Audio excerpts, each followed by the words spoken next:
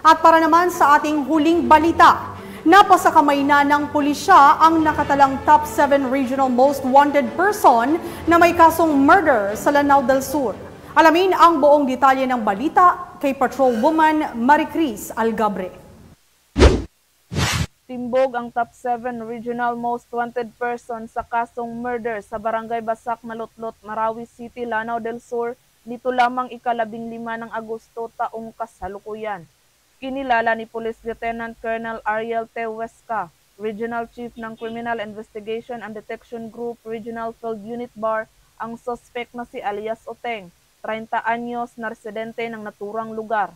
Naging matagumpay ang ikinasang operasyon ng mga tauhan ng CIDG Lanao del Sur Provincial Field Unit, katuwang ang Matanog Municipal Police Station, 1403rd Regional Mobile Force Battalion, Provincial Special Operations Group Lanao del Sur PPO, 44th Special Action Company, Provincial Intelligence Unit Lanao del Sur PPO, Regional Intelligence Unit 15, Marawi City Police Station at tracker team ng Regional Investigation and Detection Management Division PROBAR na nagresulta sa pagkakaaresto sa suspect sa bisa ng warrant of arrest sa kasong murder na walang inirekomendang piyansa.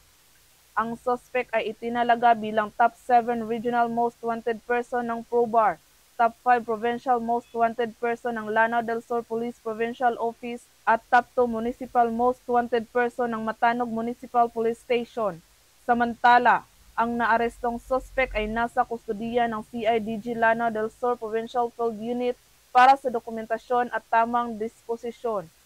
Ang matagumpay na pagkakaaresto sa suspect ay patunay lamang sa epektibong pagpapatupad ng pambansang pulisya ng Pilipinas sa sinumpaang tungkulin na maghatid ng serbisyo publiko para sa mas maayos, maunlad at mapayapang bagong Pilipinas. Dahil sa bagong Pilipinas, ang gusto ng pulis, ligtas ka. Mula dito sa reyon ng Bangsamoro, ako ang inyong PNN correspondent, Patrolwoman Maricris Algabre, alagad ng batas, tagataguyod ng balitang pulis. Maraming salamat, Patrolwoman Algabre.